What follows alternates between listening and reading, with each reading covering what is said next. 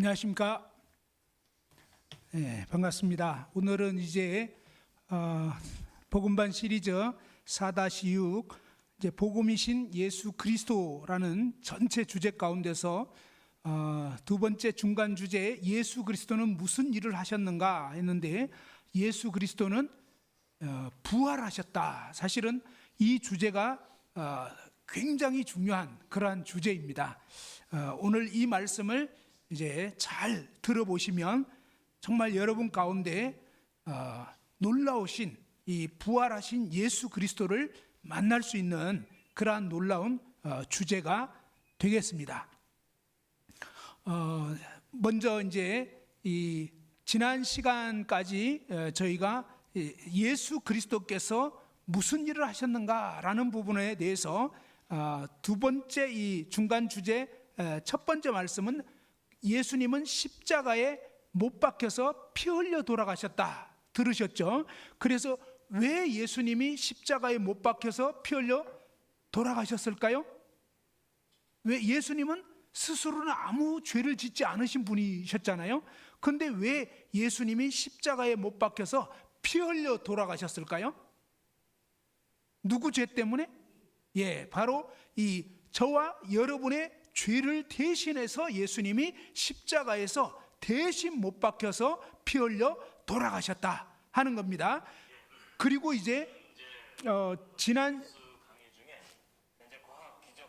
지난 시간에는 이제 뭐냐면 예수님이 십자가에 못 박혀서 돌아가셨다 이런 말씀을 드렸습니다. 사실은 우리 인간이 가진 큰 두 가지 문제가 있다는 것을 말씀드렸죠. 이 첫 번째 문제는 뭐냐면 바로 저와 여러분 모두가 이 아담의 유전한 죄를 받고 태어난 죄인이라고 하는 것이 문제고요. 그 다음에 이 죄인이 살면 무슨 행동을 할까요? 결국은 죄인은 죄를 짓게 되는 것입니다. 이해됐죠? 그래서 하나님께서는 바로 이런 우리 인간의 이 두 가지 근본적인 문제를 해결하시기 위해서 하나님의 아들 예수님을 보내주셔가지고 저와 여러분이 일생 동안 지은 모든 죄들에 대한 죄값을, 그죠? 그래서 지난 시간에 그런 말씀 드렸죠. 이 양복 입은 신사가 요리집 문 앞에서 매를 맞는다. 왜 맞는다 그랬죠? 돈이 없어가지고 들어갈 때는 용감하게 들어가가지고 막 먹었는데 막상 나오려니까 돈이 없잖아요. 그러니까 이제 나오지도 못하고 걸려가지고 막 매를 맞고 이런 것처럼 우리 인생들은 하나님 앞에서 죄를 범했기 때문에 이 죄값을 갚지 않으면 안 되는데, 문제는 뭐냐면 돈이 없는 거예요. 한마디로 스스로는 자기의 죄를 갚을 능력이 없다 하는 겁니다. 근데 그럴 때 뭐냐면 그 딱한 신사의 처지를 보고 누군가가 뭐냐면 돈 있는 어떤 분이 또 사랑하는 마음을 가지고 그 돈 없는 그분을 대신해서 음식의 값을 치러준다면 그 사람은 편안하게 나올 수 있게 되는 거죠. 그런 것처럼 하나님께서 우리를 죄악에 해서 그 죄값을 치러주셨다 하는 말씀이고요. 그런데 이제 더 문제는 뭐냐면 지난 시간에 또 그런 말씀 드렸잖아요. 천정에 구멍이 났습니다. 그러면 비가 올 때마다 어떻게 되겠죠? 이 비가 샌다는 거예요. 그러면 이 문제를 해결하기 위해서 어떻게 해야 된다고요? 기본적으로는 양동이 받쳐놓고 물 새는 거 계속 담는 거잖아요. 그리고 막 걸레로 닦고 이렇게 하는데 이것은 온전한 해결책이 못 된다는 거죠. 임시방편, 그죠? 근데 진짜 이제 해결이 되려면 어떻게 해야 되겠죠? 천정에 난 구멍을 막아버려야 된다. 이것을 뭐라고 하냐면 바로 죄를 짓는 이 나라는 죄인을 처리해야 되는데, 그러기 위해서 하나님의 아들 예수 그리스도가 십자가에 못 박혀 돌아가셨다 하는 겁니다. 그런데 돌아가실 때 사실은 하나님 아버지께서는 어떠냐면 온 인류를 예수 그리스도 안에 함께 처형을 시켜버린 거예요. 함께 죄인을 죽여버린 거예요. 처형시켜버렸다. 이것이 뭐냐면 예수님이 십자가에서 못 박혀 돌아가시면서 죄 지을 수밖에 없는 죄인인 저와 여러분도 함께 못 박혀 죽었다, 이런 의미가 되는 것입니다. 그런데 여기까지 하셨다 할지라도 이제 하나님 아들 예수 그리스도께서 하신 일이 여기까지 하시고 끝났느냐? 아니라는 것입니다. 너무너무 중요한 것은 이러한 예수님이 하신 일에 어쩌면 최종 완결판 같은 정말로 중요한 일이 있는데, 그게 뭐냐? 예수님 바로 죽은 자 가운데서 사흘 만에 어떠냐면 부활하셨다는 거예요. 예수님 어떻게 하셨다고요? 예, 부활. 한번 따라서 해보죠. 부활. 예, 부활이란 말은 죽은 사람이 진짜로 죽었는데 다시 살아나 버린 거예요. 정말로 죽었는데 살아나 버렸다. 자, 예수님이 부활하셨을까요? 부활하지 못하셨을까요? 예. 근데 예수님 부활하셨다. 이것은요, 세계에 뭡니까? 전 세계에 알려진 소식입니다. 일반 백과사전 같은 데 찾아보면 그렇게 나와 있어요, 실제로. 그러면서 이 예수님이 부활하신 이 사실이 얼마나 놀라운 사실이냐면요, 이것은 하나님께서, 자, 사도행전 17장 말씀 한번 찾아봅시다. 사도행전 17장, 사도행전 17장 30절 말씀인데요, 굉장히 이제 중요한 그런 말씀입니다. 사도행전 17장 30절, 거기 보시면 17장 30절, 알지 못하던 시대에는, 그죠? 몰랐을 때에는 하나님이 간과하셨거니와, 하나님이 일단은 넘어가 주셨다 하는 겁니다. 근데 이제는, 자, 지금은 이제는 어디든지 사람에게 다 명하사, 다 명령해서 회개하라는 것은 돌이키라 이런 말입니다. 이 잘못된 길 가는 데서 이제 돌이켜야 된다, 이렇게 하나님이 말씀을 하셨다는 것입니다. 그러면서 31절에 보면, 이는 정하신 사람으로 하여금 천하를 공의로 심판할 날을 작정하시고, 하나님이 이제 예수 그리스도를 통해서 이제 최종적으로 천하를 공의로 심판할 날을 작정을 해놨습니다. 마지막 이제 심판대에 다 서게 됩니다. 그런데 그러기 전에 이에 그를, 바로 그 예수 그리스도를 어떻게 하시냐면 죽은 자 가운데서 다시 살리신 것으로, 그죠? 예수 그리스도를 죽은 자 가운데서 다시 살려버린 것으로 모든 사람에게 믿을 만한 증거를 주셨음이니라. 자, 한번 따라서 해봅시다. 그를 죽은 자 가운데서 다시 살리신 것으로 모든 사람에게 믿을 만한 증거를 주셨음이니라. 자, 하나님은 어떻게 말씀하셨냐면요, 예수 그리스도를 죽은 자 가운데서 부활시켜버림으로 해서 이 예수님의 부활을 통해서 모든 사람에게 믿을 만한 증거를 주셨다는 거예요. 우리 사람이 그렇잖아요. 사람이 하나님을 어떻게 믿어요? 생각해 보세요. 하나님이 눈에 보이나요? 안 보이잖아요, 그죠? 자, 보이지 않는 하나님을 어떻게 믿을 수 있냐, 이게 어떻게? 근데 하나님께서는 어떠냐면 이 보이지 않는 하나님을 최종적으로 믿을 수 있는, 그것도 뭐냐면 어떤 사람에게 믿을 수 있게 하냐면 많이 배운 사람, 이런 사람만 해당되는 게 아니고 모든 사람을 했습니다. 어린아이부터 노인에 이르기까지, 그죠? 자, 하나님은 어떻게 하셨냐면 하나님의 아들 예수님을 죽은 자 가운데서 부활시켜 버려 가지고 이 예수님의 부활을 통해서 어떠냐면 모든 사람이, 와, 이분이 진짜 하나님 맞구나. 그러니까 예수님은 단순한 그냥 4대 성인이 아니라 실제로 뭡니까? 이 세상에 오신 하나님이었구나, 이 사실을 온 세상 모든 사람이 알 수 있도록 하나님은 이 부활을 통해서, 예수님의 이 부활을 통해서, 아, 예수님이 사실은 진짜 하나님 맞구나. 생각해 보세요. 무슨 얘기냐면 예수님이 이때 당시에 약 30세쯤에 이제 공생에 진짜 이제 예수님 메시아다, 내가 하나님 아들이다, 이걸 증거하기 시작했습니다. 그런데 예수님 가족들이 그 예수님을 믿었을까요? 자, 생각해 보세요. 그 당시에 예수님 가족들은 이제 성경에 보면 적어도 뭐냐면 한 그 6남매 이상이 되는 것을 알 수가 있습니다. 그 예수님이 맏형이었어요. 요셉과 마리아 사이에 맏형이었고 나머지 이제 동생들이 있었습니다. 근데 이 동생들은요, 예수님이 말씀하시는 거 보면 자신이 친히 하나님 아들이다 그러니까 한번 생각해요. 여러분 가정에서 함께 자랐는데 갑자기 하나님 아들이다 그러면 여러분 믿을 수 있겠냐고요. 근데 이스라엘 사람들 사이에서 이 하나님의 아들이라는 것은 어떤 뜻이냐면요, 내가 바로 아들 하나님이다 이 소리입니다. 근데 아니 평범한 어떤 인간인데 하나님이라 그러면 믿을 수가 있냐 이거예요. 못 믿는 거예요. 그래서 가족들도 어떠냐면 이 복음서에 보면 예수님을 미쳤다고 했어요.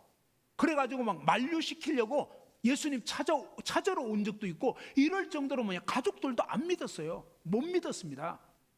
그러니까 뭐냐면 바로 저와 여러분처럼 예수님 믿을 수 없다는 거예요. 가족들도. 근데 예수님이 그러면 믿을 수 없도록 했냐? 아니에요. 보면 아니 중풍병자를 그 자리에서 막 고쳐버리고 날 때부터 소경인데 그 마을에서 어릴 때부터 지금 소경으로 자라났어요. 근데 예수님이 정말 그 날 때부터 소경된 사람을 그들이 보는 가운데서 고쳐버렸다 이 말이에요. 근데 그것을 뭐냐면 아주 가뭄에 콩나듯이가 아니라 그때는 예수님이 가는 곳곳마다 38년 된 병자를 고쳐버리질 않나, 막 열병에 시달린 사람, 또 심지어 죽은 야이로의 딸을 죽었는데 살려버린 거예요. 나중에 나사로 같은 경우는 죽은 지 나흘이 돼버렸어요. 장례 치르고 이미 나흘이 지났다니까요. 그러니까 그 여동생들조차도 이제 냄새 난다고. 이스라엘 지역은 굉장히 더운 지역입니다. 그러니까 시체가 금방 썩어요. 우리나라하고 또 다릅니다. 자, 이런 상황이 됐는데 근데 뭐냐면 돌 굴려내라는 거예요. 그래서 냄새 나는데요 하는데 아니 내 말이 너가 믿으면 하나님 영광을 보리라 하지 않았냐. 그러니까 이제 이 여동생들도 사실은 못 믿었는데 어쨌거나 이제 돌을 굴려냈어요. 그 다음에 뭐냐면 예수님이 나사로야 나오라 그러니까 완전히 이 죽은 수의를 걸친 상태에서 배로 동여맨 상태에서 그대로 막 살아나왔단 말이에요. 그러니까 이런 어마어마한 그런 기적들을 봤지만 그 사람들이 예수님 믿었냐? 아직은 못 믿어요. 그거 갖고는 안 된다 이 말이에요. 자, 그런데 어떤 일이 있냐면 예수님이 십자가에 못 박혀 돌아가시기 전에 구약 성경이 어떻게 되어 있냐면요, 이 옛날에 예수님 오시기 전에 시편 16편에 보면 예수님 오시기 약 1000년 전에 기록된 말씀에서 주의 거룩한 자로 썩지 않게 하실 것입니다. 그러니까 예수님이 죽고 썩는 게 아니라 다시 부활될 것을 시편 말씀에 이미 기록이 되어 있습니다. 시편만 그런 게 아니에요. 그 다음에 이사야 25장 8절에 보면 사망을 영원히 멸해버리는 거예요. 사망, 그죠? 우리 인간은 죽을 수밖에 없잖아요. 그런데 이 사망을 없애버리는 거예요. 멸해버린다는 거예요. 그런 어마어마한 일이 일어나는 거예요. 예수님을 통해서 이제 예수님을 믿으면 예수님 그런 말씀을 나를 믿으면 죽어도 산다 이렇게까지 말씀했어요. 근데 그런 주장을 아무도 못해요. 근데 예수님이 정말로 그렇다는 것을 증명을 해버린단 말이에요. 자, 구약에 이렇게 약속하셨는데 예수님이 실제 오셔가지고는 또 어떻게 했냐? 마가복음 8장 31절에 보면 예수님이 그랬습니다. 인자가 많은 고난을 받고 장로들과 대제사장들과 서기관들에게 버림받아 죽임을 당하고 사흘 만에 살아나야 할 것을 비로소 그들에게 가르치니라. 예수님이 내가 얼마 후면 종교 지도자들한테 붙잡혀가지고 결국 죽게 된다. 나무에 매달려 죽게 된다고 그렇게까지 얘기했어요. 어떻게 죽을지 누구 때문에 못 박힐지 다 얘기했어요. 그리고 근데 죽어서 끝나는 게 아니라 사흘 만에 살아난다 이렇게까지 얘기를 한 거예요.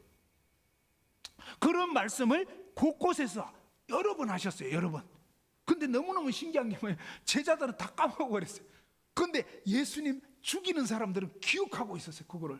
그래가지고 이 예수님이 무덤에 딱 이렇게 안치됐을 때 제자들이 시체 훔쳐갈까봐 경비병을 세워야 되겠다 이렇게까지 했어요. 그거를 갖다가 재판장이었던 빌라도한테 얘기를 했어요. 혹시 저 막 속이던 자가 그들 입장에서는 말도 안 되는 소리를 하는 그런 속이는 자라고 생각한 거예요. 예수님을 사기꾼이라고 생각했다고요. 그런데 저 사기꾼이 하는 말 보니까 아니 자기가 죽은 다음에 사흘 만에 살아난다 어쩐다 이런 얘기를 했는데 아마 제자들이 시체 훔쳐가 놓고 막 살아났다고 이렇게 조작할 수가 있다. 그래서 지킵시다 이렇게 얘기를 한 거예요. 그러니까 빌라도가 아니 너희들 병정이 있지 않냐? 군사들 너희도 있으니까 사병들이 있단 말이에요. 그러니까 너희들이 힘대로 지키라고 했어요.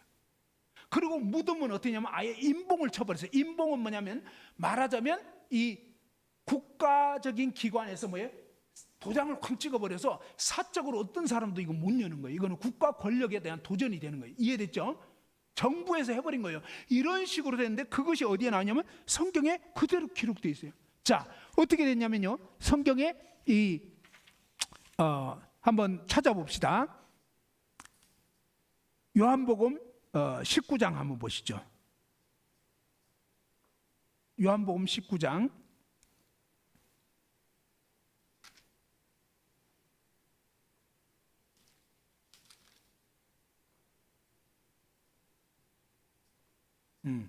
자, 우선 요한복음 19장에서는 예수님이 어떻게 돌아가셨는지 그 장면에 대해서 조금 살펴볼 수 있는데요. 자, 30절에 보면 19장 30절 예수께서 한번 다 같이 읽어보죠. 요한복음 19장 30절 시작. 예수께서 신포도주를 받으신 후에 이르시되 다 이루었다 하시고 머리를 숙이니 영혼이 떠나가시니라. 그러니까 예수님이 진짜 돌아가셨다 이 얘기죠. 그런데 어떠냐면 이 31절에 보면 이날은 준비일이라 유대인들은 그 안식일이 큰 날이므로 그 안식일에 시체들을 십자가에 두지 아니하려 빌라도에게 그들의 다리를 꺾어 시체를 치워달라 하니 군인들이 가서 예수와 함께 못 박힌 첫째 사람과 또 그 다른 사람의 다리를 꺾고, 이 다리를 왜 꺾냐면요, 자 이렇게 십자가에 못 박혀 있는데 숨을 쉬려면요 이 완전히 푹 쳐져 있거든요. 그래서 이 다리 힘도 같이 사용해 가지고 팔 힘도 사용해서 이렇게 시체, 그러니까 몸을 위로 올려 가지고 숨을 한번 쉬고 또 훅 이렇게 떨어지고 축 늘어지고 이런 식으로 해서 계속 고통하면서 이 십자가에 매달려서 어떤 경우에는 몇 날 며칠이고 여기서 이제 계속 이렇게 고통하다가 완전히 피가 이제 쏟아지면서 결국 죽는 거거든, 일반적으로. 자, 그렇게 되는데, 그런데 뭐냐면 지금 빨리 이제 안식일이 오기 때문에 시체를 빨리 치워야 되겠다, 그런 마음이 들어가지고 어떠냐면 다리를 꺾어버리면 이렇게 올려서 숨을 못 쉬게 되는 거예요. 그러니까 다리 꺾어버리면 불과 한 2, 3분 만에 죽어버리는 거예요. 이해됐죠? 그래서 저쪽 강도 이쪽 강도는 다리를 꺾었는데, 근데 예수님한테 딱 갔더니 어떻게 했냐면 이미 죽어버린 거예요. 33절에 보니까 예수께 이르러서는 이미 죽으신 것을 보고, 그죠? 33절에 이게 무슨 얘기냐면 예수님은 이제 호흡을 못하는 거야. 한마디로 축 늘어져서 그냥 끝나버렸어요. 그러니까 죽어버렸네? 왜? 호흡을 해야 아직 살아있다는 거잖아요. 근데 호흡 못하고 축 늘어져서 아예 이제 더 이상 숨 안 쉬니까 끝났구나, 그걸 알았단 말이에요. 그냥 알았지만 어떠냐면 확인 사살을 한 거예요. 어떻게 해요? 34절 한번 봐봐요. 한번 읽어보죠. 34절 시작. 그중 한 군인이 창으로 옆구리를 찌르니 곧 피와 물이 나오더라. 무슨 얘기예요? 이 밑에서 창으로 이렇게 확 찔러버렸는데 이 옆구리를 찔렀는데 피와 물이 나온다. 이게 무슨 얘기냐면요, 이 예수님의 심장에서 피를 뿜어내잖아요. 이 심장이 창에 찔려가지고 심장에 이 고인 이 물과 피가 그대로 쏟아져 버린 거예요. 이거는 의학적으로요, 의사들이 이것은 사람이 극심한 고통을 받으면 심장에 이 물 찬다는 거예요. 그리고 피가 고이게 된다는 거예요. 근데 이제 이 피와 물이 나왔다는 건 뭐냐면 바로 예수님의 심장이 터져버렸다. 그러니까 진짜로 이제 죽었다는 거예요. 확인 사살까지 해버린 거예요, 한마디로. 됐죠? 자, 이렇게 해가지고 예수님을 이제 그 무덤에 안치하게 되는데, 자, 이 마태복음에 보면은 이렇게 되어 있습니다. 마태복음 한번 또 찾아보죠. 마태복음 20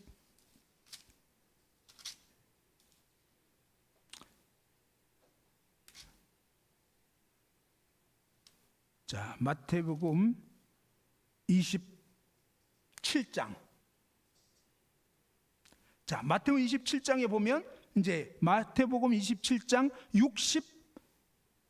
62절 그때 보면 아까 제가 잠깐 말씀드렸죠. 마태복음 27장 62절에 그 이튿날은 준비일 다음 날이라 대제사장들과 바리새인들이, 자, 마태복음 27장 62절 함께 빌라도에게 모여 이르되 63절에 그랬죠. 63절 주여 저 속이던 자가 살아있을 때에 말하되 내가 사흘 후에 다시 살아나리라 한 것을 우리가 기억하노니 그러므로 명령하여 그 무덤을 사흘까지 굳게 지키게 하소서. 그의 제자들이 와서 시체를 도둑질하여 가고 백성에게 말하되 그가 죽은 자 가운데 살아났다 하면 후의 속임이 전보다 더 클까 하나이다 그랬죠.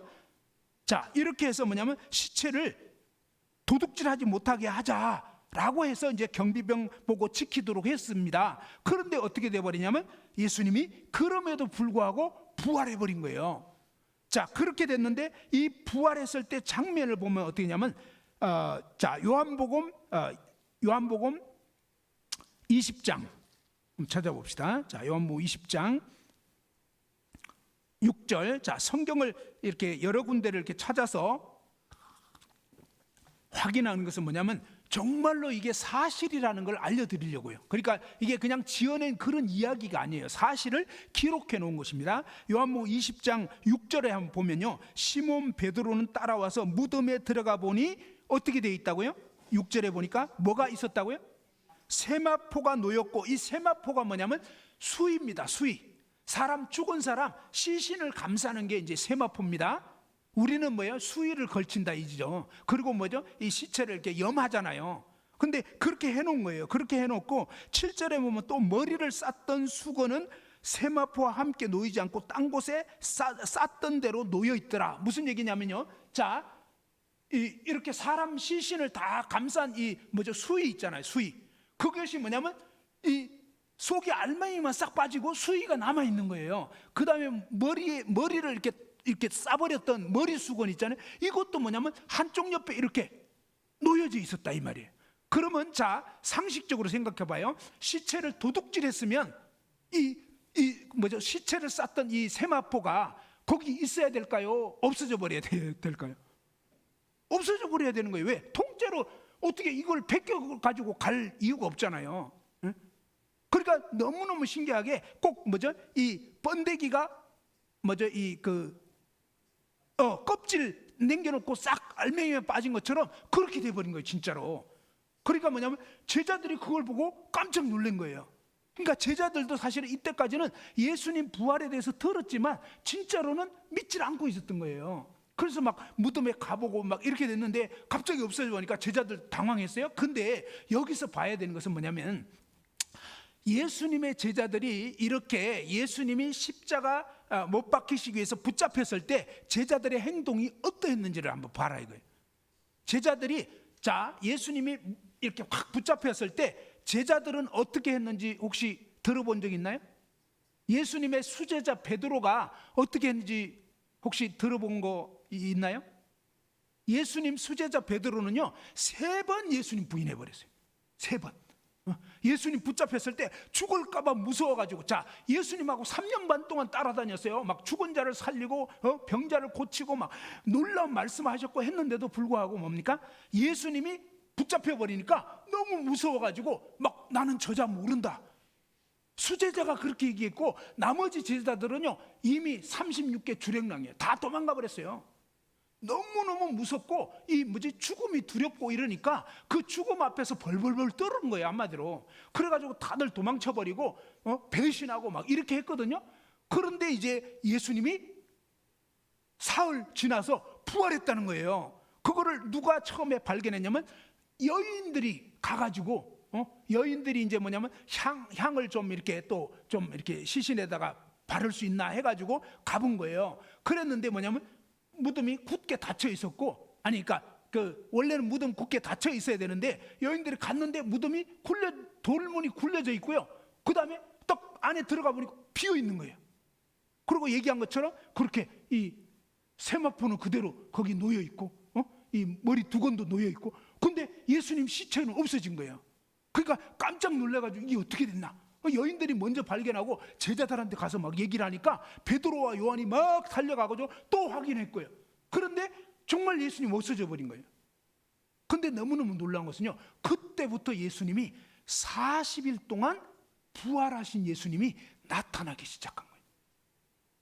자, 예수님 부활했다 그러면 같이 있던 사람들이 그걸 믿을 수가 있냐 이거예요. 그렇죠? 처음에 어떤 일이 있냐면 제자들이 딱 모였는데요. 너무 무섭잖아요. 이제 다른 그 종교 지도자들이 또 이제 예수님 끈앞풀들이다 해가지고 잡아 가둘 그런 상황에 지금 분위기가. 그러니까 뭐 대문 꼭꼭 들어잠그고 막 전부 다 무서워가지고 믿는 사람들이 모이긴 했어요. 처음엔 도망쳤지만 약간 마음을 안정시켜가지고 다시 모이긴 했는데 겁나는 거예요. 발각될까봐 겁나고 막 이런 상태에서 모여 있었는데, 근데 예수님이 한가운데 갑자기 확 나타난 거예요. 갑자기. 그러니까 어떻게 생각했겠어요? 여러분 같으면 이거 헛개비가 나타났다 이렇게 생각하지 않겠냐고요. 그죠? 그건 누구나 다 그렇게 생각했을 거예요. 왜? 분명히 예수님은 못 박혀서 완전히 이 창까지 찔려가지고 완전 돌아가셔 버렸거든. 근데 뭐냐면 갑자기 예수님이 한가운데 확 나타나시니까 너무너무 놀래가지고 유령이 나타난 거 아닌가 이런 생각을 했단 말이에요. 그런데 자 봐봐요. 누가복음 24장 한번 보십시다. 누가복음 24장에 보면 예수님 부활하셔서 나타날 때 어떤 일이 있었는지 한번 봅시다. 24장 누가복음 24장 36절입니다. 자, 누가복음 24장 36절입니다. 굉장히 중요한 사실이에요. 자, 36절에 보면 36절 이 말 할 때에 예수께서 친히 그들 가운데 서서 이르시되 너희에게 평강이 있을지어다 하시니 그들이 놀라고 무서워하여 그 보는 것을 무엇으로 생각했다고요? 영어로 이게 뭐예요? 헛개비로 생각한 거예요. 헛개비로. 알겠죠? 내가 지금 뭐 헛것을 보나? 이렇게 생각한 거죠. 자, 그렇게 생각하는데 예수께서 38절에 이르시되 어찌하여 두려워하며 어찌하여 마음에 의심이 일어나느냐. 그러면서 39절에 뭐냐면 뭘 보라고요? 내 손과 발을 보고 나인 줄 알아라. 또 나를 만져보라. 영은 살과 뼈가 없으되 너희 보는 바와 같이 나는 있느니라. 자, 예수님이요 그 제자들 이렇게 막 둘러 앉아있는 제자들 한가운데 딱 나타나셨는데, 근데 예수님 뭐냐면 이 못 박힌 못자국 난 손, 그 다음에 뭡니까? 이 못 박힌 발, 그 다음에 또 어떠냐면 옆구리에는 창에 찔린 그 자국이 그대로 있는 상태로 예수님이 부활해서 딱 나타나서 예수님 뭐라 하냐면 내 손과 발을 보고 나인 줄 알아봐라. 십자가에 못 박혀 죽었던 그 내가 이제 부활했다라고 예수님이 딱 얘기를 한 거예요. 나타낸 거예요. 그러니까 그들은 헛것인 줄 알았는데 그게 아니었어요. 실제로 뭐예요? 정말로 이 못 박혀 죽었던 예수님의 그 육체가 부활돼 버린 거예요. 진짜로. 그러니까 뭐예요? 죽음을 이기고 완전히 뭐예요? 부활해 버린 거예요. 그런 상황이 됐는데 이걸 보고 40절에 보면 이 말씀하시고 손과 발을 딱 이렇게 보여주셨다고요. 근데 41절에 그들이 너무 기쁨으로 아직도 믿지를 못하고 놀랍게 여길 때 이르시되 여기 무슨 먹을 것이 있느냐 하시니 42절 이에 구운 생선 한 토막을 드리니 받으사 그 앞에서 어떻게 했다고요? 그러니까 뭐예요? 헛개비면 이거 먹을 수 있냐고요. 제사 지낼 때 제삿날 어때요? 할아버지 와서 마음껏 드시고 자손들 복 주세요 하고 났는데 어때요? 아까 있었던 사과나 할아버지 드시고 났다고 했는데도 여전히 그대로 있잖아요. 그렇지 않아요? 그러니까 제사 지낼 때는 뭐예요? 이건 그야말로 진짜 헛개비한테 귀신한테 제사 지내는 거예요. 정말 있는 게 아니단 말이에요. 어떤 면에서. 그런데 예수님은 뭐예요? 예수님은 헛개비가 아니란 말이에요. 정말로 뭐예요? 이 죽었다가 부활하셨는데 이 몸은 어떤 몸이냐면 이런 벽을 통과해 버리는 거예요. 진짜. 그래서 이제 다시는 아프지 않는, 다시는 병들지 않는, 다시는 죽지 않는 신령한 몸인데, 근데 뭐냐면 실제로 뭐예요? 이 부활의 몸이 있는 거예요. 진짜로. 근데 이게 뭐예요? 예수님 믿는 사람은 이렇게 된다는 거예요. 나를 믿으면 나처럼 이제 죽음이 더 이상 죽음으로 끝나는 게 아니야. 영원히 살 수 있어. 나같이 되는 거야 라고 예수님 뭐예요? 딱 증명을 해버린 거예요. 그러면서 뭡니까? 그들이 보는 앞에서 생선을 받아서 그대로 이렇게 드시는. 그러니까 뭐예요? 이건 진짜라는 거예요. 그냥 헛개비 아니라는 거예요. 난 진짜로 부활했다 이거를 딱 알려주는데, 근데 여기서 기억해야 되는 건 뭐예요? 하나님이 이미 구약에 그렇게 약속을 하셨다는 거예요. 그리고 예수님도 돌아가시기 전에 미리 얘기를 하셨어요.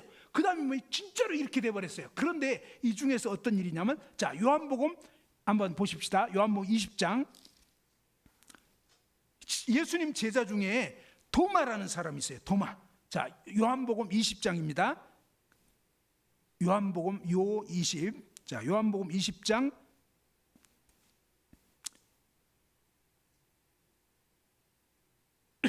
자, 요한복음 20장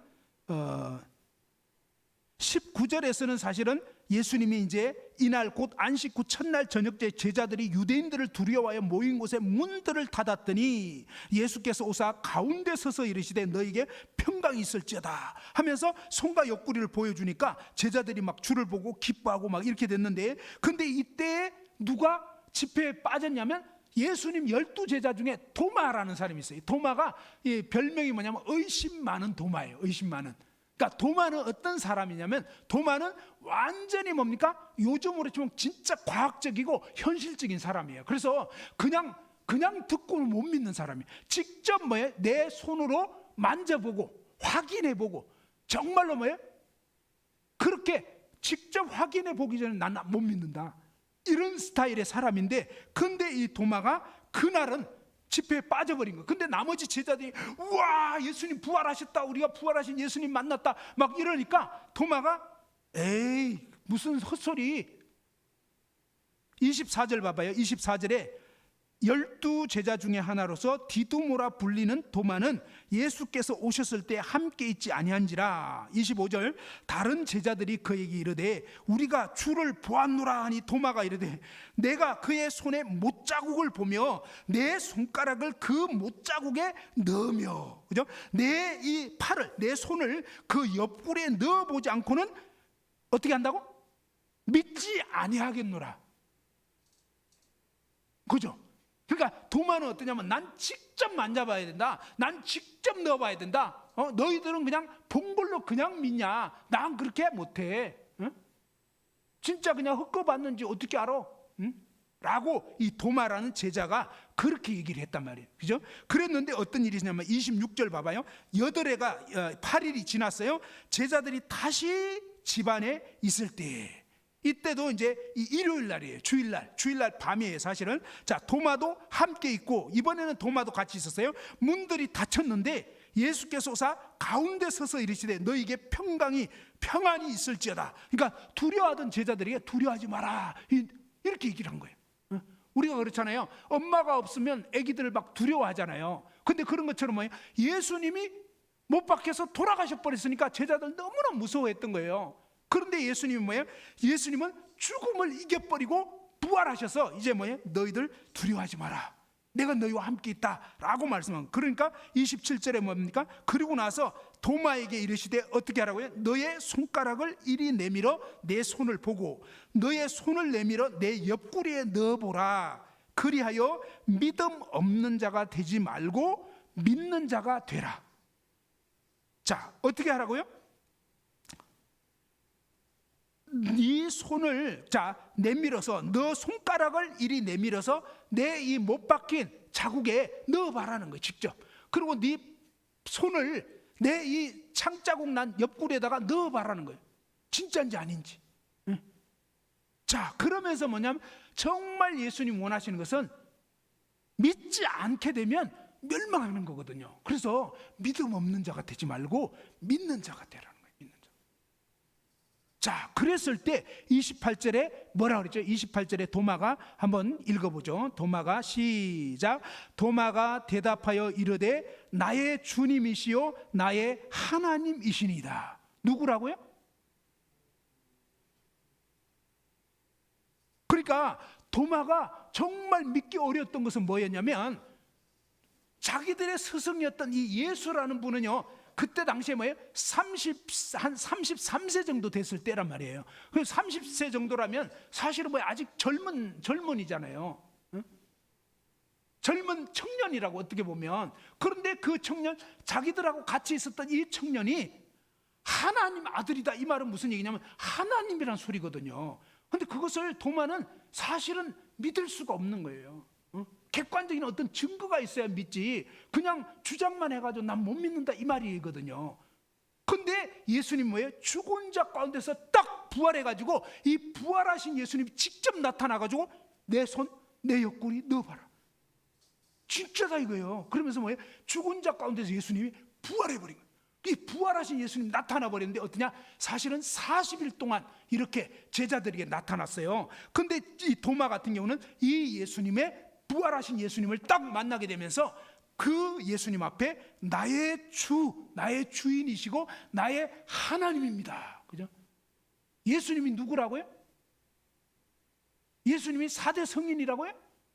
아니에요. 예수님은요 바로 나의 주인님이시라는 거예요. 온 우주 만물을 지으신 창조주 하나님이라는 거예요. 사실은 창조주 하나님이요 인간 세상에 처녀의 몸을 빌려가지고 이 세상에 왔던 그런 분인데, 예수님 이름이 뭐였냐면 임마누엘의 뜻이 뭐냐? 하나님이 우리와 함께 계시다는 거예요. 사실은 하나님이 이 세상에 오셨던 거예요. 그리고 그 하나님이 뭐예요? 하나님이 그냥 죽을 수는 없는 거예요. 그래서 뭡니까? 인간의 몸을 입고 오신 거예요. 인간을 대신해서 죽기 위해서. 왜? 인간이 사고를 쳐버린 거예요. 인간이 죄를 지어버린 거예요. 인간이 지금 완전히 뭡니까? 사형당하게 생긴 거예요. 그래서 뭡니까? 하나님이신 그분이 인간으로 와서 대신 사형을 당하신 거예요. 대신. 근데 이것은 뭐예요? 인간으로 오시지 않고서는 그 일을 못하는 거예요. 왜? 인간이 죄를 졌기 때문에 인간이 누군가가 죽어야 되는데, 그런데 죄 있는 인간이 죽어봐야 아무 소용없는 거예요. 자기도 죄가 있으니까 자기 죄값으로 죽어야 되는 거예요. 그래서 하나님이 보니까 모든 사람이 다 죄를 졌기 때문에 아무도 어떤 사람을 대신 못 해줘요. 그래서 구원자는 오직 예수 그리스도밖에 없는 거예요. 아무런 죄 없으신 이 예수님이 오셔서 죄 없으신 분이라는 걸 직접 뭐예요? 삶을 통해서 증명을 하셨어요. 그 다음에 하나님이라는 걸 계속 말씀하셨고, 직접 하나님인 걸 뭐예요? 사람의 마음을 다 꿰뚫어 보고 앞으로 어떻게 될지까지 장래일까지 다 알려버렸어요. 그리고 어떻습니까? 그냥 말씀하실 뿐만 아니라 실제로 그 말씀들을 행해버리는 거예요. 예수님이 못 고친 사람이 없어요. 그렇잖아요. 예수님이 정말 이렇게 딱 마음을 먹고 고친 사람은 다 고쳐져요. 뭐 중풍병자든 뭐든. 그러니까 뭐예요? 그분이 인간을 제작한 분, 창조한 분이라는 걸 아는 거예요. 그렇잖아요. 어떤 의사도 모든 병 고치는 의사 아무도 없어요. 내과, 외과 전부 다 다르죠. 그런데 이분은 뭐예요? 우리 인간을 창조하신 분이기 때문에 인간이 뇌가 고장났던, 심장 고장났던, 뭐 눈이 고장났던 다 고쳐버린 거예요. 그러니까 이렇게까지 해가지고 내가 하나님 맞다라고 계속 알려줬는데 사람들이 보고도 안 믿어. 그러니까 결국은 뭐예요? 마지막으로 이제 하나님이 이래도 안 믿겠냐 하면서 결국 뭐예요? 바로 그분이 죽은 자 가운데서 부활해버린 거예요. 그런데 이 말씀을 미리 말씀하셨단 말이에요. 그죠? 자, 이렇게 말씀하시고 나서 실제로 부활하셔가지고 이분이 진짜 하나님 맞구나, 정말로 하나님이시구나, 그 사실을 뭐예요? 이 부활하신 예수님이 나타내 주셨는데, 성경에 보면요, 예수님 부활하셔가지고 40일 동안 이 부활하신 예수님이 자신을 나타내 주셨단 말이에요. 그런데 어떤 일이 있으냐면, 이 부활이 그러면 진짜냐 가짜냐 한번 고린도전서를 한번 봅시다. 고린도전서 15장. 이 말씀이 굉장히 중요한 것은요, 이 말씀을 제대로 알고 정말로 이제 믿으시면 진짜로 이제 영원히 멸망하지 않게 된단 말이에요. 고린도전서 15장 3절 4절입니다. 자, 3절 보면 내가 받은 것을 먼저 너에게 전하였노니 이는 성경대로, 성경 말씀대로 그리스도께서, 예수 그리스도께서 누구를 위해서, 무엇 때문에? 우리 죄를 위하여 죽으시고, 그죠? 예수님은 우리 죄 때문에 죽으신 거단 말이에요. 그리고 4절에 어떻게 되어 있습니까? 4절, 고린도전서 15장 4절 다 같이 읽어봅시다. 4절 시작. 장사 지낸 바 되셨다가 성경대로 사흘 만에 다시 살아나사, 그죠? 예수님이 부활하셔버린 거예요. 그죠? 자, 고린도전서 그 15장 4절입니다. 15장 4절 보셨나요? 자, 장사 지낸 바 되셨다가 성경대로 어떻게 하셨다고요? 사흘 만에 다시 살아나셨어요. 근데 다시 살아나셨는데 5절에 보면 어떻게 되었습니까? 게바에게 보이시고, 그런데 게바가 베드로입니다. 베드로가 아까 어떻게 했다고 그랬어요? 예수님 수제자 베드로, 예수님 십자가에 붙들 못 박혀 죽기 전에 붙잡혔을 때 수제자 베드로가요 예수님을 3번 부인했어요. 3번. 자, 그 베드로에게 예수님이 부활하셔서 이제 보이셨어요. 만나주셨어요. 그리고 그 후에 12제자에게와 6절에 보면 그 후에 500의 형제에게 일시에 보이셨다는 거예요. 일시에. 그렇게 해서 뭡니까? 그 중에 지금까지 대다수는 살아있고, 이 고린도전서 이 서신을 쓸 때는요 예수님 부활을 직접 목격했던 500여 명의 그런 형제들이 일시에 그걸 본 거예요. 그런 목격자들이 거의 대부분이 아직 살아있는 거예요. 그 중에 이제 좀 연세 드신 분이나 몇몇 돌아가신 분도 있어요. 근데 그러니까 목격한 사람들이 실제로 지금 살아있고, 7절에 보면 그 후에 야고보에게 보이셨으면, 야고보가 누구냐면 예수님 동생이에요. 예수님 동생. 이 동생 야고보도 예수님 못 믿었어요. 7절에. 그러니까 이 야고보도 뭐예요? 예수님 부활하고 나서 예수님이 이분은 그냥 내 육신의 형 정도가 아니구나, 이분이 정말 하나님이 이 세상에 오신 그런 메시아구나, 이 사실을 야고보도 그때 비로소 예수님 부활하신 후에 믿게 된 거예요. 그리고 뭐냐, 그 후에 모든 사도에게 맨 나중에는 뭐예요? 이 사도 바울도 예수님 안 믿었어요. 지독히 안 믿고 핍박하던 사람인데 부활하신 예수님을 만나게 되면서 이 사도 바울이 완전히 와, 이거 진짜구나, 예수님 정말로 부활하셨구나, 이분이 진짜로 메시아구나, 이분이 정말로 하나님이시구나, 이 사실을 깨닫게 된 거예요. 믿게 된 거예요. 그래서 자, 이제 한번 정리를 해봅시다. 하나님께서는요 우리 인간이 하도 못 믿으니까, 그죠? 하도 못 믿으니까 사실은 뭐예요? 어떻게 하냐면 예수 그리스도를 죽은 자 가운데서 부활시켜버린 거예요. 이 세상에 어떤 종교 지도자도 다 죽어버렸어요. 죽음 앞에서는 장사 없어요. 그렇잖아요. 그런데 뭐예요? 유일하게 예수님은 죽은 자 가운데서 부활돼 버린 거예요. 이걸 뭘 뜻하냐면 이분이 바로 정말로 하나님이 약속한 하나님 아들 하나님 맞다, 그것을 증명해 버린 거예요. 그리고 40일 동안 이렇게 예수님이 직접 살아계시고 부활하셨다는 걸 이렇게 나타내 주셨는데, 어떻게 되면 이 예수님을 만난 사람들마다 완전히 인생이 뒤집혀져 버린 거예요. 그렇게 무서워서 벌벌 떨던 제자들, 다 도망친 제자들이 예수님 부활 다음부터요 완전히 바뀌어버렸어요. 어떻게 냐면 너무너무 담대해진 거예요. 그래가지고 막 담대하게 예수님 부활을 막 증가하기 시작하는데, 심지어 어떤 일이 있냐면 베드로 같은 경우는요 나중에 붙잡혀가지고 제발 그거 하지 마라 이러는데도 안 할 수가 없는 거예요. 왜? 예수님 부활을 증가할 수밖에 없고 예수님은 증가하라는 거예요. 왜? 이 예수님 부활하신 예수님을 알고 믿지 않으면 우리 인간은 멸망하게 되는 거예요. 지옥에 던져진단 말이에요. 그러니까 예수님 유일한 구원의 길이에요, 말하자면. 그렇기 때문에 이 소식을 막 전하라고 예수님이 알려줬어요. 그리고 뭐냐면 제자들이 그 소식을 전하다가 대부분이 붙잡혀서 대부분이 순교를 당해요. 그러면 여러분 어때요? 거짓을 위해서 내 목숨 내놓겠냐? 안 돼요. 내 목숨이 어떻게 보면 세상에서 가장 중요한 거잖아요. 그런데도 이 제자들은 이제 뭐예요? 이 부활하신 예수님 만나고 그분을 진짜 믿게 된 사람들은 이제 어떠냐면 죽음이 두렵지 않게 되는 거예요. 왜? 죽음은 이제 저렇게 되는데, 그죠? 예수님도 돌아가셨잖아요. 근데 부활돼 버린 거예요. 그러니까 이제 진짜 믿는 사람은 죽음이 두렵지 않게 되는 거예요. 정말로 예수님 부활하신 예수님을 마음 가운데 나의 주 나의 하나님으로. 그러면 하나님은 왜 예수님을 부활시켰냐면 성경에 보면 이렇게 되어 있습니다. 성경이 어떻게 되냐면 로마서 14장 9절에 보면 이를 위하여 그리스도께서 죽었다가 다시 살아나셨으니 곧 죽은 자와 산 자의 주가 되게 하려 하심이라. 자, 무슨 얘기냐면요, 예수님을 왜 부활시키셨냐면 바로 이 부활하신 예수님을 이제 저와 여러분이, 자, 얘기만 한번 들어보세요. 저와 여러분이 주인으로, 나의 주인으로, 나의 하나님으로 예수님을 주인이 되게 하려고 예수님을 부활되게 한 거예요. 그런데 자, 문제가 있는데 그게 뭐냐면 바로 회개하고 예수님 믿으라고 그랬잖아요. 회개하고. 근데 회개는 뭐냐면 뭘 회개하냐? 요한복음 16장 9절에 보면 죄에 대하여라 하면 그들이 나를 믿지 아니하며. 자, 봐봐요. 예수님은 저와 이런 모든 죄값을 다 십자가에서 지고 가셨다고 그래요. 다 치러버렸어요. 그래서 이제는 뭡니까? 누구든지 예수님 믿으면 구원받을 수 있는데, 문제는 뭐냐면 이 예수님을 믿어야 되는데, 이 예수님 믿으려면 내가 그동안 예수님을 믿지 않고 이 하나님이신 이분을 여러분 어때요? 하나님이신 이분을 마음 가운데 주인으로 받아들였어요? 그동안 안 받아들였어요? 지금까지 누구 마음대로 사셨어요? 잘 생각해요. 누구 생각대로, 누구 마음대로? 내 마음, 내 생각대로. 이게 뭐예요? 내가 주인이다 이 말입니다. 자, 선악과 먹었다는 게 바로 그 소리입니다. 우리 인간은 뭡니까? 하나님을 밀쳐내버리고 내가 뭡니까? 사탄이 속였습니다. 우리 인간에게 사탄이 지은 죄가 뭐냐면 하나님 자리를 차지하려고 했던 거예요.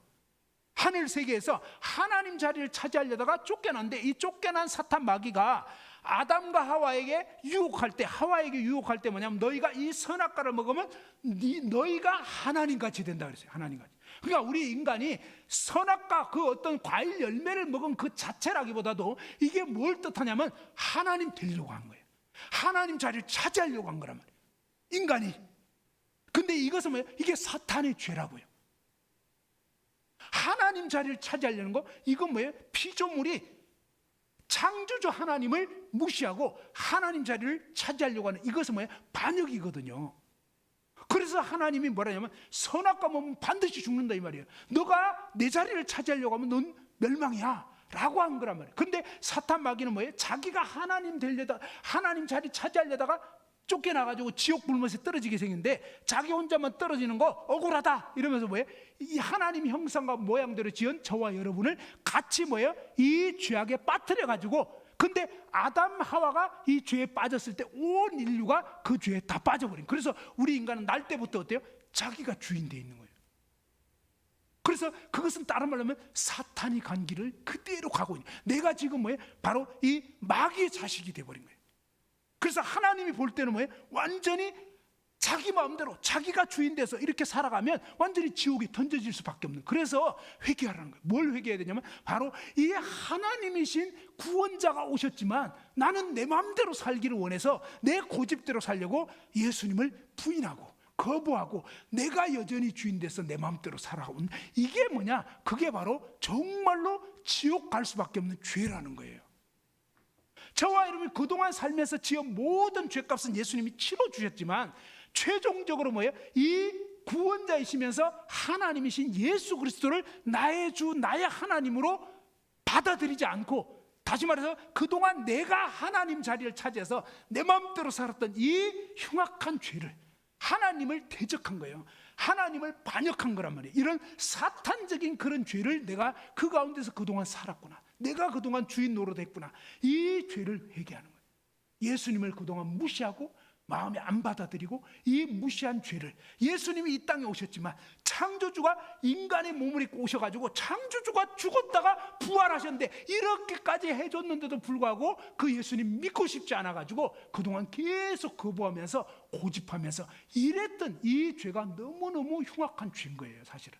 그래서 이 죄를 회개하고 이제는 뭐예요? 예수 그리스도를 주로, 주인으로, 그죠? 나의 하나님으로 예수님을, 이제는 뭡니까? 하나님, 그동안 내가 주인 노릇하고 내 마음대로 고집하면서 내가 인생의 주인이냐? 하나님이 온 우주 만물을 창조하셨는데 창조주 하나님이 이 세상에 오셔서 나 같은 이 지옥 불못에 떨어져도 아무런 할 말이 없는 이런 인생을 위해서 예수님이 대신 죽어가지고 내 모든 죄값을 다 치르면서까지도 나를 구원해 주시려고 했지만 이 예수님을 내가 그동안 까마득히 무시하고 대적하고 절대로 내 마음에 모셔드리지 않고 그냥 내가 주인 돼서 이렇게 하나님을 대적하면서 살아왔던 이 죄를 회개하고 하나님, 제가 정말 몰랐습니다.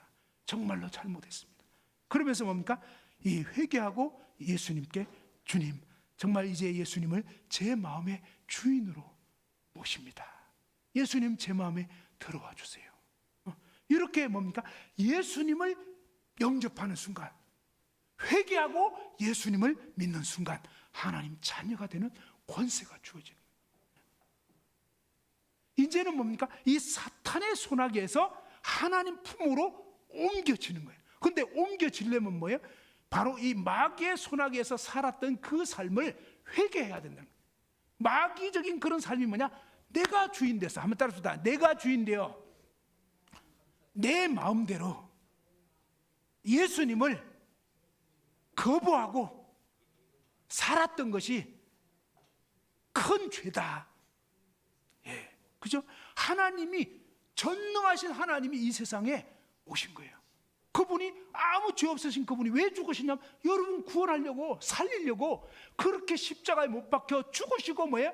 못 믿으니까 그분이 뭐 죽은 자 가운데서 부활까지 하셔가지고 진짜 하나님 맞다는 걸 만천하에 알려버린 거예요. 그랬는데도 불구하고 뭡니까? 이렇게까지 했는데도 그 예수님을 믿기를 거부하고 여전히 내 마음대로 살려고 고집하면서 예수님을 거부한 죄는, 그것은 어떻게 해도 이제는 안 되는 거예요. 그렇게 되면 결국 그렇게 하시면 영원한 지옥에 던져질 수밖에 없는 거예요. 왜? 하나님을 완전히 거부해버렸기 때문에. 그런데 내가 그동안 이렇게까지 해주신 하나님을 내가 무시했구나. 예수님이 이렇게까지, 하나님이신 그분이 이 세상에 오셔가지고 정말 나를 위해서 죽으시고 부활까지 하셔서 이분이 하나님이신데 내가 이분을 그동안 몰라보고 무시하고 안 받아들이고 거부하고 대적했던, 이게 바로 내가 사탄의 자식이구나. 진짜 맞아요. 하나님을 대적한 거예요. 이런 죄를 회개하고 하나님, 제가 그동안 정말로 악하게 살았습니다. 저는 도마처럼 내 손을 넣어보지 않고는 못 믿겠다고 했는데, 근데 뭐예요? 그 도마 어떻게 되냐? 도마는요, 부활하신 예수님 만나고 나서 어떻게 되냐? 인도까지 갔어요. 그때 당시에 인도는요, 세상 끝이에요. 세상 끝. 인도까지 가가지고 그 나중에 일설에 의하면요, 창에 찔려서 죽었다고 하던가, 아무튼 도마도 순교를 당했어요. 그러니까 도마 같은 사람이 진짜 안 믿으면 그렇게 할 리가 없죠. 그러니까 정말로 예수님은 죽은 자 가운데서 부활하셨다는 거예요.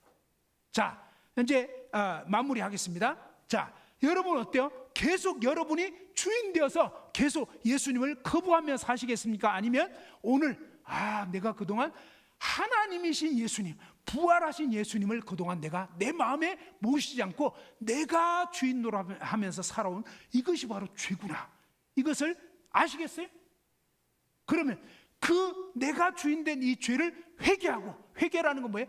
잘못했습니다 하는 거예요. 그리고 뭡니까? 이 부활하신 예수님을, 하나님이신 예수님을 내 마음의 주인으로 모셔드립니다. 그러면 여러분 마음 가운데 회개하고 이제 예수님 모셔드리겠어요? 예. 자, 그러면 한번 이 시간에 같이 한번 저를 따라서 한번 기도하겠습니다. 다 같이 한번 잠깐 기도 드릴 때, 제가 이렇게 한 대목씩 할 때 여러분이 하시는 기도로 하시면서 한번 같이 기도 드리겠습니다. 하나님 아버지, 저는 지금까지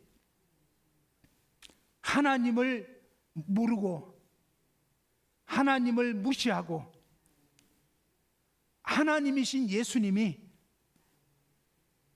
이 세상에 오셔서 저의 모든 죄를 지시고 십자가에 피 흘려 죽으시고 부활하심으로 저의 모든 죄값을 치르시고